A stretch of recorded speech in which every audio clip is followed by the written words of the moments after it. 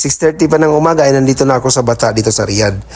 Bibili lang pala ako ng tsokolate para ibigay ko doon sa kasamahan ko na pauwi ng Pilipinas.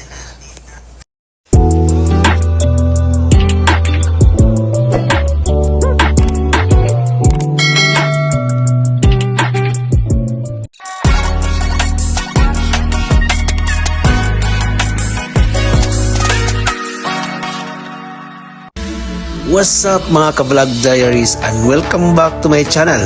So ngayon nandito po ako sa Bata ngayon dito sa Saudi Arabia kasi naghahanap ako ng chocolate na ibibigay ko doon sa kasama ko na uuwi ng Pilipinas. Kasi ito lang naman madali-dali natin na ibigay sa kanila kapag may umuwi itong chocolate na lang. Kaya sa dami-dami mga tsokolate dito kaya nahihirapan ako mamili. At pagkatapos kong namili ay pumunta ako dito sa Blue Ribbon Bakery. Ayan, bumili din ako ng tinapay dito at dito na rin ako nag-breakfast kasi Blue Ribbon ay yun, bakery at saka fast food. So nag-order lang po ako dito ng kanilang value meals na tag 25 reals, dalawang ulam at saka isang kanin. Ganun kasi mga uso dito sa mga maliliit na fast food ay mga value meal na mura lang. Tsaka sa ganitong oras ay wala pang bukas na mga malalaking kainan kaya dito ako napadpad kasi medyo gutom na kasi hindi ako nagkakape doon sa bahay kanina. Kasi bala dito na ako magkape.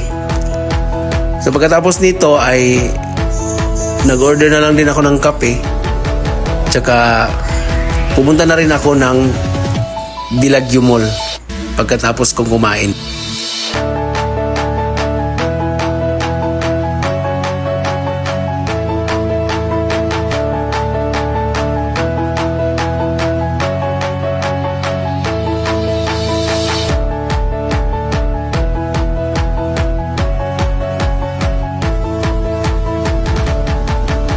Paglabas ko ng restaurant ay dumiretso na ako dito sa Bellagio Mall. Ayan.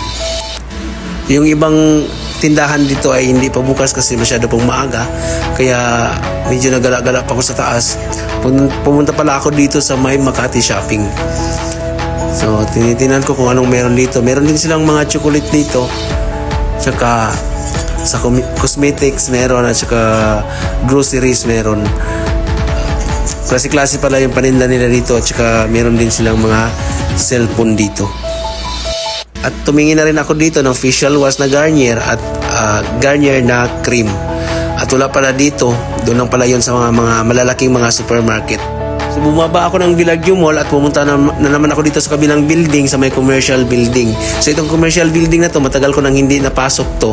Ngayon na pagpasok ko, nagtaka talaga ako kasi bagong-bago na yung mga dito.